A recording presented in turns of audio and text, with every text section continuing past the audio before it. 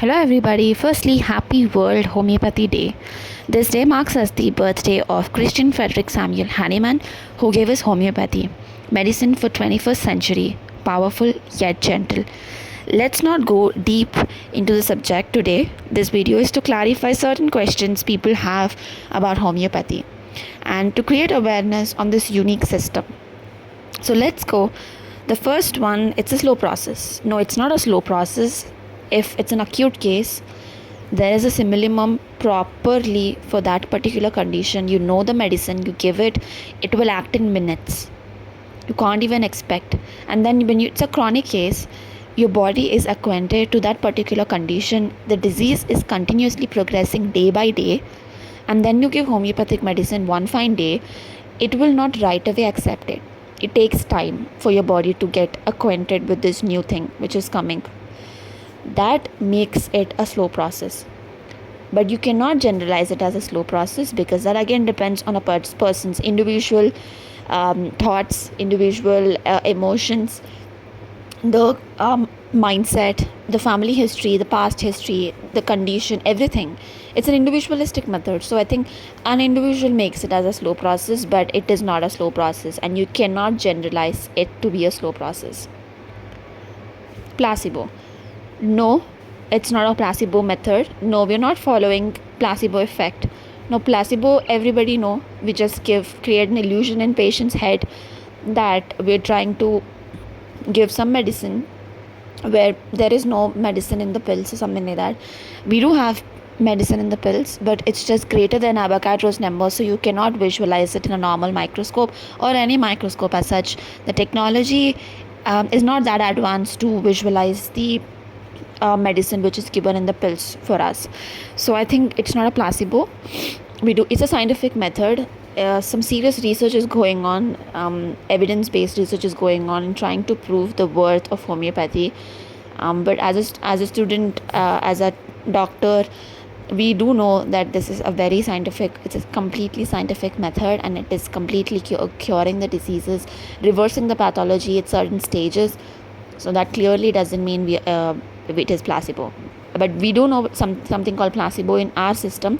It's completely different from what normal people think of.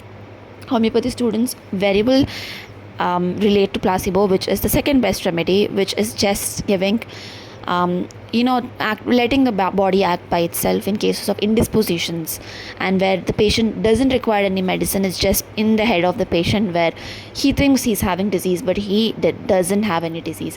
So that requires skill in the doctor. Again, it depends on the doctor who's writing the homeopathic medicines. Just by looking at the patient, he will not be understanding about placebo or the importance of placebo. But when a doctor is very skillful and he knows what medicine to be given, he will definitely understand what a placebo is. That is completely different from the placebo effect people talk about.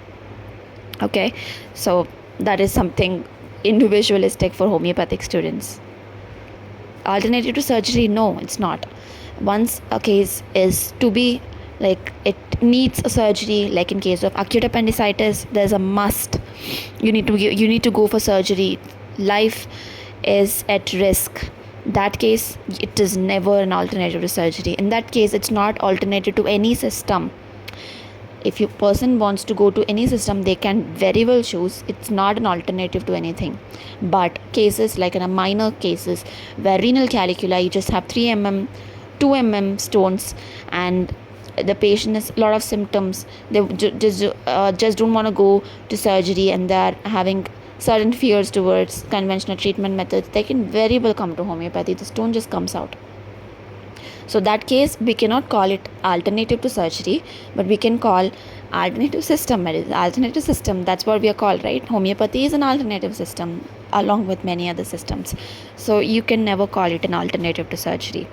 Doesn't need diagnosis. We do need diagnosis to understand the patient, to understand the dosage, because our dosage depends on the patient, the condition, the progression, the pathology involved, the vital organs involved, everything. So we do need the diagnosis. And again, 80% for patient and 20% for research process. We do need diagnosis for before after effects, for elective studies and everything. So who said homeopathy doesn't need diagnosis? We do need diagnosis. It's very important. We have investigation. We write investigations. We do a lot of examinations. We study all 5 years about it. All other things, anatomy, physiology, and everything, just to understand diagnosis.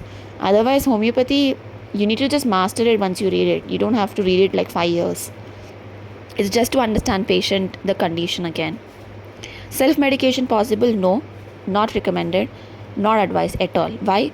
Because if a doctor is trying to self-medicate himself with homeopathy, he himself may be prejudiced. Sometimes, 50% you may be like, acha, I am this, that, everything. Try taking a lot of medicines, you don't find results. Okay, but doctors usually do that. Students usually do that to understand homeopathic, symptoms and all. But patients, when they're doing it, when they're repeating, taking medicines from random homeopathic pharmacy and then using it, it's highly not recommended. It will cause some serious side effects, sometimes even irreversible.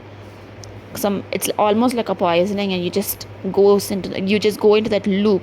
The condition of that patient goes into that loop, never comes out. It's very difficult. So self-medication is not possible at all. You can't take any other medicines. No, you should take actually, but make sure you're not doing like 2 energy methods at the same time. Reiki, Ayurveda, homeopathy, don't do it everything and on a go. Do it like once you take homeopathy, you give a gap, and then your body is not trying to get acquainted to that method. Go for any other energy healing method. But if you're talking about conventional treatment, take medicines with homeopathy. Why? Because your body is adjusted to that medicine now. You cannot stop it right away. You cannot be like, I've been taking hypothyroidism tablets or hypertension tablets or metformin, anything over a span of years, like 10-15 years. Now because I came to homeopathy and I really like this system, I completely stop it one day and I start taking homeopathy. No, it will not act. Your body is adjusted to that particular medicine, and you cannot stop it right away. You should stop it like slowly, and that depends on your progress of condition. Again, that's what doctor tells you. Doctor will talk about this is a doctor patient thing. Based on the progress, doctor will taper it down, and then you can one fine day, after taking homeopathic medicine for a longer time, and then how your body is reacting to it, you can stop taking the allopathic medicines then, not right away. So you can very well take any other medicines along with homeopathy. So that's all. So I hope this helped. Many people had these questions, and I felt the need to make a video on it on this fine day today. It's an amazing day where we can celebrate being homeopath.